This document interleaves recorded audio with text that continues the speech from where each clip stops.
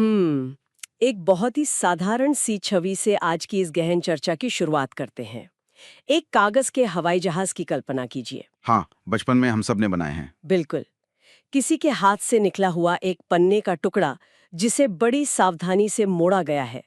जब उसे हवा में उछाला जाता है तो वो कागज का टुकड़ा कुछ पलों के लिए हवा में तैरता है, एक खास तरह का घुमाव लेता है, हवा की धाराओं को काटता है और फिर धीरे से घास पर गिर जाता है। सही कहा। तो अब इस छवि को दिमाग में रखते हुए आसमान को चीरते हुए 35,000 फुट की ऊंचाई पर उड़ने वाले एक विशाल असली विमान के बारे में सोचिए। एक बहुत बड़ा अंतर है दोनों में। है ना? एक साधारण सा मुड़ा हुआ कागज और टनों वजनी एक धातु का पक्षी जो बादलों के पार जाता है। इन दोनों के बीच का जो सफर है वो कोई जादू नहीं है। वो सफर है इंसान की उस क्षमता का जो चीजों के काम करने के तरीके को समझती है। बिल्कुल, और यही विज्ञान है। हाँ, आज की इस गहन चर्चा का मिशन भी उन्हीं अदृश्य नियमों को खोजना है। ये कोई रटने वाली क्लास नहीं है। ये उन बुनियादी सिद्धांतों को समझने की यात्रा है जो एक सड़ते हुए सेब से लेकर चंद्रमा की परिक्रमा तक हर चीज को नियंत्रित करते हैं। विज्ञान केवल तथ्यों को खोजना नहीं है, मतलब ये सोचने की एक अद्भुत विधि है। देखिए, यहाँ जो बात सबसे ज्यादा रोमांचित करने वाली है, वो ये है कि वैज्ञानिक सोच की शुरुआत हमेशा किसी न किसी अत्यंत सरल अवलोकन से ही होती है। हम्म साधारण चीजों को ध्यान से देखना। बिल्कुल, कागज का वो हवाई जहाज वायु गतिकी मतलब एरोडायनामिक्स के उन्हीं नियमों का पालन करता है जिनका पालन एक असली विमान करता है। अच्छा। हाँ हाँ, जैसे हवा का दबाव, गुरुत्वाकर्षण और सतह का आकार। पंखों का आकार हवा को कैसे काटता है, इस छोटे से अवलोकन ने ही आधुनिक अभियंताओं को हवा में तैरने वाले विशालकाय ढांचे बनाने की प्रेरणा दी। अरे वाह। तो ज्ञान की इस पूरी सामग्री में जो सबसे पहली चीज ध्यान खींचती है वो यही है कि बड़े और जटिल तंत्र हमेशा छोटे और बुनियादी नियमों पर टिके होते हैं। तो चलिए इसके पर्दे खोलते हैं। आसमान की इन ऊंची उड़ानों से अगर सीधे हमारी रोजमर्रा की जिंदगी में लौटे तो विज्ञान हर जगह बिखरा पड़ा है। एकदम सही। लेकिन हम उसे इतना साधारण मान लेते हैं कि सवाल पूछना ही बंद कर देते हैं। हम्म, जैसे रसोई में रखा कुछ खाना अचानक खट्टा क्यों हो जाता है? हाँ, जो कि एक बहुत आम बात है। या फिर स्कूल की वर्दी पर अगर हल्दी का दाग लग जाए और उसे साबुन से धोया जाए तो उसका रंग पीले से अचानक गहरा लाल कैसे हो जाता है? हम बस ये मान लेते हैं कि ऐसा ही होता है। और ऐसा ही होता है, पर रुक जाना ही वैज्ञानिक जिज्ञासा का अंत है। अगर हम हल्दी वाले उदाहरण को ही गहराई से समझें तो यह सिर्फ रंग बदलने का जादू नहीं है। तो फिर क्या है? इसके पीछे रसायन विज्ञान का एक बहुत ही सटीक तंत्र काम कर रहा है। देखिए, हल्दी में करक्यूमिन नाम का एक रासायनिक यौगिक होता है। करक्यूमिन, ठीक है। हल्दी एक प्राकृतिक सूचक या अंग्रेजी में कहें तो इंडिकेटर का काम करती है। जब हम साबुन का इस्तेमाल करते हैं तो हमें यह समझना होगा कि साबुन क्षारीय प्रकृति का होता है। मतलब वो एक बेस है। हाँ बिल्कुल। तो जब करक्यूमेन साबुन के उस क्षार के संपर्क में आता है तो उसके अणुओं की संरचना में एक तत्काल बदलाव होता है। एक मिनट रुकिए, तो इसका मतलब है कि अणुओं का पूरा ढांचा ही बदल जाता है? सटीक रूप से यही होता है। जब अणु अपनी संरचना बदलते हैं तो वे प्रकाश को सोखने और परावर्तित करने का तरीका भी पूरी तरह बदल देते हैं। ओहो, तो इसीलिए रंग बदलता है। हाँ, पीला रंग परावर्तित करने के बजाय वह नई रासायनिक संरचना लाल रंग की तरंग दैर्ध्य मतलब वेवलेंथ को परावर्तित करने लगती है और हमारी आंखों को वह दाग लाल दिखने लगता है। ये तो सच में अद्भुत है। मतलब एक छोटा सा दाग हमें रसायनों के पूरे स्पेक्ट्रम के बारे में बता रहा है। बिल्कुल। लेकिन फिर उस टॉर्च की बैटरी का क्या? वो टॉर्च जो रात के अंधेरे में रोशनी देती है, वो पूरी तरह समाप्त होने के बाद दोबारा उपयोग में क्यों नहीं लाई जा सकती? ये एक बहुत अच्छा सवाल है। मतलब बैटरी के अंदर ऐसा क्या खत्म हो जाता है कि वो अचानक काम करना बंद कर देती है? देखिए, इसे समझने के लिए हमें ऊर्जा के रूपांतरण को देखना होगा। एक साधारण बैटरी के अंदर दो अलग-अलग तरह की धातुएं होती हैं और उनके बीच एक रासायनिक पेस्ट होता है। ठीक है। इन धातुओं में से एक के पास इलेक्ट्रॉनों की अधिकता होती है और दूसरी धातु इलेक्ट्रॉनों की भूखी होती है। जब हम टॉर्च का स्विच ऑन करते हैं तो हम मूल रूप से उन इलेक्ट्रॉनों को एक धातु से दूसरी धातु की ओर दौड़ने के लिए एक रास्ता दे रहे होते हैं। और यही दौड़ बिजली पैदा करती है। एकदम सही। इलेक्ट्रॉनों की यही दौड़ विद्युत ऊर्जा या बिजली पैदा करती है। तो जब टॉर्च जलना बंद हो जाती है तो क्या वो सारे इलेक्ट्रॉन खत्म हो जाते हैं? वो कहीं गायब हो जाते हैं? अरे नहीं, इलेक्ट्रॉन खत्म नहीं होते, बल्कि दोनों धातुओं के बीच का वो रासायनिक संतुलन बराबर हो जाता है। अच्छा, मतलब जो धातु भूखी थी। हाँ, उसका पेट भर जाता है। एक बार जब बैटरी के अंदर के रसायनों की वो प्रक्रिया पूरी हो जाती है तो इलेक्ट्रॉनों का बहाव रुक जाता है। और क्योंकि वो एक विशिष्ट प्रकार की रासायनिक प्रक्रिया है जो केवल एक ही दिशा में बहती है, इसलिए उस बैटरी को दोबारा चार्ज नहीं किया जा सकता। मतलब वो एक स्थायी बदलाव है, इरिवर्सिबल। बिल्कुल, एक स्थायी बदलाव। यहाँ बात सच में बहुत दिलचस्प हो जाती है। ये जो अस्थायी और स्थायी बदलावों का विचार है ना, सामग्री में इसका बहुत जिक्र है। अगर मैं एक ग्लास पानी को फ्रीजर में रख दूं तो वो बर्फ बन जाता है। हाँ, और बाहर निकालने तो पानी। सही बात है, ये एक अस्थायी या रिवर्सिबल बदलाव है। लेकिन मुझे यहाँ थोड़ा संदेह है। कैसा संदेह? अगर मैं कागज के एक टुकड़े को जला दूं तो वो राख और धुएं में बदल जाता है। विज्ञान कहता है कि पदार्थ कभी नष्ट नहीं होता, वो बस रूप बदलता है। तो वो राख और धुआं तो अभी भी इस ब्रह्मांड में मौजूद है ना? बिल्कुल मौजूद है। फिर ये बदलाव स्थायी या इरिवर्सिबल क्यों है? ब्रह्मांड उस प्रक्रिया को उल्टा करके राख से वापस कागज क्यों नहीं बना सकता? ये बहुत ही गहरा सवाल है और ये हमें भौतिकी के सबसे जटिल नियमों में से एक की ओर ले जाता है, जिसे एंट्रोपी कहते हैं।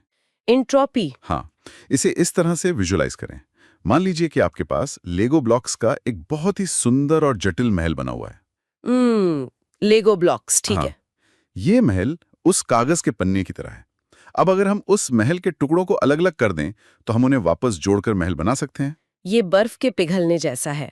संरचना बदलती है लेकिन निर्माण सामग्री अछूती रहती है। हाँ, लेगो ब्लॉक्स को जोड़ना और तोड़ना तो रिवर्सिबल है, आसानी से हो जाता है। लेकिन कागज को जलाना लेगो ब्लॉक्स को अलग करने जैसा नहीं है। वो उन लेगो ब्लॉक्स को एक भट्टी में पिघलाने जैसा है। ओहो। हाँ, जब कागज जलता है तो उसके भीतर के रासायनिक बंधन हमेशा के लिए टूट जाते हैं। ऊर्जा भारी मात्रा में गर्मी और प्रकाश के रूप में बाहर निकल जाती है। अणु हवा में बिखर जाते हैं। मतलब सब कुछ बिखर जाता है। बिल्कुल। हालांकि परमाणु अभी भी ब्रह्मांड में मौजूद हैं, लेकिन उन्हें वापस उसी विशिष्ट क्रम में व्यवस्थित करने के लिए जितनी ऊर्जा और जानकारी की आवश्यकता होगी वो असंभव के करीब है। तो ऊष्मा या गर्मी ही इन बदलावों को पक्का कर देती है। एकदम सही। ऊष्मा अक्सर इस प्रकार के स्थायी बदलावों का सबसे बड़ा चालक होती है। ऊष्मा का प्रभाव। अब कड़ियां जुड़ रही हैं। मतलब चाहे वो फलों का पकना हो, जहां गर्मी रसायनों को पकाती है और शर्करा को तोड़ती है, बिल्कुल। या फिर बड़ी चट्टानों का गर्मी और सर्दी के कारण फैलना और सिकुड़ना, जिससे वो टूटकर पत्थरों में बदल जाती हैं। ये सभी स्थायी बदलाव हैं जो ऊष्मा के कारण प्रेरित होते हैं। हाँ, ऊष्मा एक बहुत बड़ा फैक्टर है। लेकिन अगर ऊष्मा और गर्मी निर्जीव चीजों में इन स्थायी बदलावों को इतना तेज कर देती है, तो जल और सजीवों के मामले में ये कैसे काम करती है? जल चक्र इसका एक बहुत ही विपरीत उदाहरण लगता है। अगर हम इसे बड़ी तस्वीर से जोड़कर देखें तो जल चक्र पृथ्वी का सबसे बड़ा रिवर्सिबल या अस्थायी इंजन है। और दिलचस्प बात यह है कि इसे भी ऊष्मा ही चलाती है। सूर्य की ऊष्मा? हाँ, सूर्य की ऊष्मा। सूर्य की गर्मी समुद्र के पानी पर पड़ती है। वो ऊष्मा पानी के अणुओं के बीच के तरल बंधनों को तोड़ देती है, जिससे वो हल्के होकर वाष्प या गैस के रूप में वायुमंडल में ऊपर उठने लगते हैं। और क्योंकि ऊपर जाने पर तापमान कम होता है, ऊष्मा कम हो जाती है, इसलिए वे गैस के अणु वापस तरल बन जाते हैं। एकदम सटीक। वे अणु ठंडे होकर बादलों का रूप लेते हैं, फिर वर्षा के रूप में जमीन पर गिरते हैं, नदियों से होते हुए वापस समुद्र में पहुंच जाते हैं। ये तो एक कभी ना खत्म होने वाला चक्र है। बिल्कुल। ऊष्मा इसे शुरू करती है और ऊष्मा की कमी से वापस उसी अवस्था में ले आती है। लेकिन सजीवों में जो बदलाव होते हैं वे इतने आसान नहीं लगते। मतलब जल चक्र तो बार बार खुद को दोहराता है, लेकिन जीवन का चक्र एक ही दिशा में चलता है। हाँ, ये एक बहुत महत्वपूर्ण अंतर है, विशेषकर शरीर के विकास के मामले में। बचपन से किशोरावस्था तक आते आते शरीर में कितने भारी बदलाव होते हैं। लंबाई बढ़ती है, आवाज बदलती है। जीवित रहने के लिए पोषण और श्वसन जैसी प्रक्रियाएं लगातार चलती रहती हैं। सही कहा। भोजन से पोषक तत्व रक्त के माध्यम से शरीर के हर कोने तक पहुंचते हैं। ये एक बेहद जटिल रासायनिक कारखाना है जो कभी नहीं रुकता। और ये कारखाना इसलिए काम करता है क्योंकि हम लगातार बाहरी ऊर्जा को ग्रहण कर रहे हैं। सजीवों का विकास एक स्थायी बदलाव है। हम जो खाना खाते हैं, हमारा शरीर उस भोजन के रासायनिक बंधनों को तोड़कर ऊष्मा और ऊर्जा निकालता है। इस प्रक्रिया को सेलुलर स्तर पर श्वसन कहते हैं। और यही ऊर्जा हमें बढ़ने में मदद करती है। बिल्कुल। ये ऊर्जा हमारे शरीर की कोशिकाओं को विभाजित होने और बढ़ने में मदद करती है। यहीं पर मुझे एक और उलझन है। बताइए। जब हम मनुष्यों या जंतुओं की बात करते हैं तो ये समझ में आता है कि हम भोजन खाते हैं और ऊर्जा प्राप्त करते हैं, लेकिन पौधों का क्या? पौधे अपना भोजन खुद बनाते हैं। हाँ, लेकिन वे तो अपनी जगह पर स्थिर खड़े रहते हैं। एक छोटा सा बीज जमीन में बोया जाता है और कुछ सालों बाद वो टनों वजनी एक विशाल पेड़ बन जाता है। हाँ, ये बहुत अद्भुत है। और मिट्टी की मात्रा में तो कोई खास कमी नहीं आती। तो उस विशाल पेड़ का सारा वजन आखिर आता कहाँ से है? क्या वे केवल सूर्य की रोशनी और थोड़े से पानी से इतने विशाल हो जाते हैं? देखिए, ये विज्ञान के सबसे खूबसूरत रहस्यों में से एक है, जिसे अक्सर गलत समझा जाता है। पेड़ का अधिकांश द्रव्यमान या उसका जो ठोस वजन है, वो न तो मिट्टी से आता है, न ही पानी से, और न ही केवल सूर्य के प्रकाश से। फिर कहाँ से आता है? वह वजन हवा से आता है। 1 मिनट, क्या? हवा से? मतलब एक विशाल और भारी भरकम पेड़ हवा से बना है? हाँ, बिल्कुल। इसे थोड़ा विस्तार से समझते हैं। ये तो बहुत अजीब लग रहा है। देखिए, पौधों की प्रकाश संश्लेषण मतलब फोटोसिंथेसिस की प्रक्रिया केवल भोजन बनाने के बारे में नहीं है। ये एक निर्माण प्रक्रिया भी है। हवा में कार्बन डाइऑक्साइड गैस मौजूद होती है। पौधे अपनी पत्तियों के माध्यम से इस गैस को सोखते हैं। ठीक है, उन्होंने गैस सोख ली। फिर सूर्य के प्रकाश की ऊर्जा का उपयोग करके वे कार्बन डाइऑक्साइड से कार्बन के अणुओं को अलग करते हैं और ऑक्सीजन को वापस हवा में छोड़ देते हैं। ओहो। वो जो अदृश्य कार्बन हवा से निकाला गया था, उसी कार्बन का उपयोग पौधे अपने तने, अपनी शाखाओं और पत्तियों को बनाने में करते हैं। तो तकनीकी रूप से हर एक लकड़ी का टुकड़ा, हर एक विशाल पेड़ ठोस रूप में जमा की गई हवा ही है। ये सच में दिमाग को झकझोर देने वाला तथ्य है। अदृश्य हवा को ठोस लकड़ी में बदल देना। कमाल है ना? हाँ, ये पृथ्वी का एक ऐसा जैविक प्रक्रम है जो लगातार इस ग्रह को संतुलित कर रहा है। जंतु जिस ऑक्सीजन को सांस के लिए उपयोग करते हैं वो इस कार्बन निर्माण प्रक्रिया का बचा हुआ उत्पाद है, और हम जो कार्बन डाइऑक्साइड बाहर छोड़ते हैं वो पेड़ों के लिए निर्माण सामग्री है। एकदम सही। और इन सब जैविक प्रक्रमों, चाहे वो पेड़ का बढ़ना हो या इंसान का, इन सभी के लिए एक सबसे महत्वपूर्ण आयाम की आवश्यकता होती है। और वो क्या है? वो आयाम है समय। बिना समय के कोई भी बदलाव, चाहे वो अस्थायी हो या स्थायी, घटित ही नहीं हो सकता। तो इस सब का असल मतलब क्या है?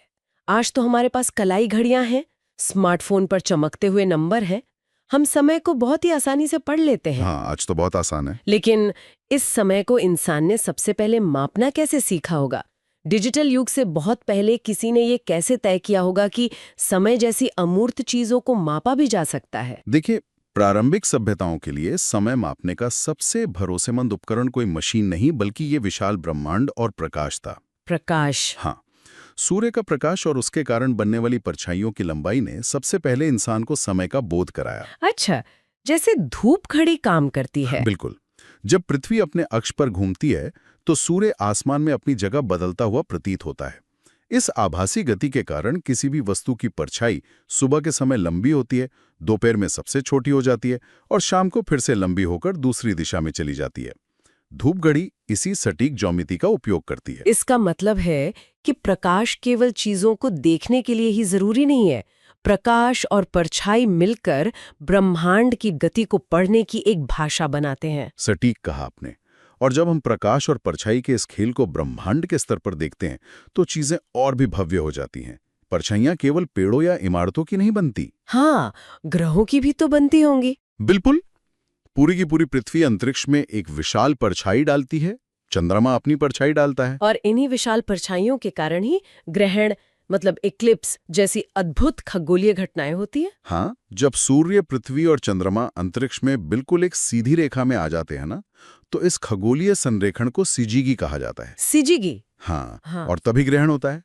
अगर चंद्रमा पृथ्वी और सूर्य के बीच आ जाए तो चंद्रमा की परछाई पृथ्वी पर पड़ती है और सूर्य ग्रहण होता है। और अगर पृथ्वी बीच में आ जाए तो उसकी परछाई चंद्रमा पर पड़ती है और चंद्र ग्रहण होता है। लेकिन एक बात बताइए, हाँ, अगर चंद्रमा लगातार पृथ्वी का चक्कर लगा रहा है तो फिर हर महीने ग्रहण क्यों नहीं होता? ये भी तो एक चक्र है ना? ये बहुत ही तार्किक सवाल है। यहाँ पर ज्यामिति का एक और नियम काम करता है। क्या नियम? चंद्रमा की कक्षा पृथ्वी की कक्षा के मुकाबले थोड़ी सी झुकी हुई है, लगभग 5 डिग्री।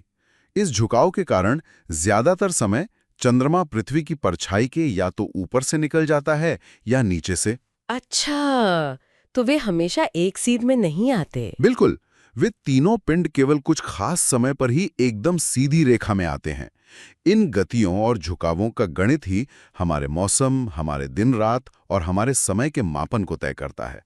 ब्रह्मांड के इतने बड़े रहस्यों और खगोलीय गतियों को समझने के बाद ये एहसास होता है कि हम कितने जटिल और सटीक तंत्र का हिस्सा हैं। हाँ, ये बहुत विशाल है। लेकिन विज्ञान केवल इन जवाबों को जान लेने का नाम नहीं है।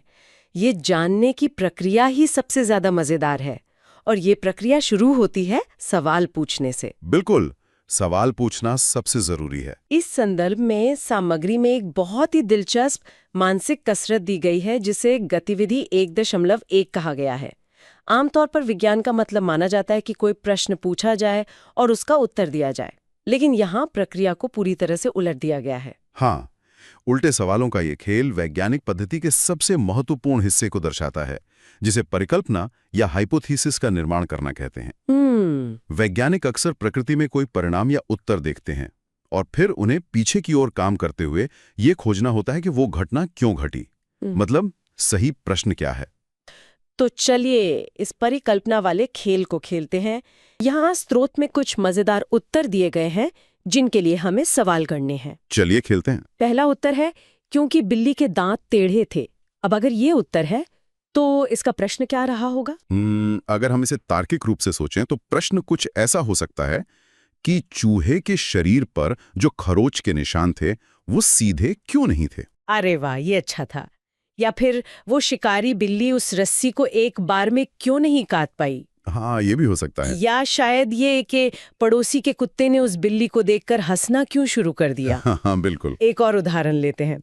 उत्तर दिया गया है 42, मतलब 42। हाँ। अब 42 किसी गणित के नीरस सवाल का जवाब भी हो सकता है, लेकिन अगर हम अपनी कल्पना का प्रयोग करें तो शायद प्रश्न ये हो कि पृथ्वी से सबसे नजदीकी रहने योग्य ग्रह तक पहुंचने में कितने प्रकाश वर्ष लगेंगे, या फिर एक पूरी तरह से विकसित एलियन के मुंह में कितने दांत होते हैं। क्या बात है। हाँ, या शायद हमें इस ब्रह्मांड को समझने के लिए कितनी किताबें पढ़नी पड़ेंगी। सही बात है। कुछ और भी मजेदार जवाब है, जैसे बस थोड़ा दूध डालें, या घबराइए मत, मेरे पास तौलिया है, या इसे ठीक आधा कर दो। हाँ। इस गतिविधि का जो सबसे बड़ा उद्देश्य समझ में आता है वो ये है कि जब हम किसी भी घटना को देखते हैं तो उस तक पहुंचने के कई रास्ते हो सकते हैं, और सही रास्ता खोजने के लिए हमें अजीबोगरीब और कई बार गलत लगने वाले सवाल भी पूछने पड़ते हैं। कोई भी सवाल कभी बेकार नहीं होता। एकदम सही, यही विज्ञान की आत्मा है। हर खोजे गए उत्तर के बाद एक नया क्यों और कैसे लगा देना। जब हम ये समझ लेते हैं कि जिज्ञासा का कोई अंत नहीं है तो हमारे आसपास की हर साधारण वस्तु एक प्रयोगशाला बन जाती है।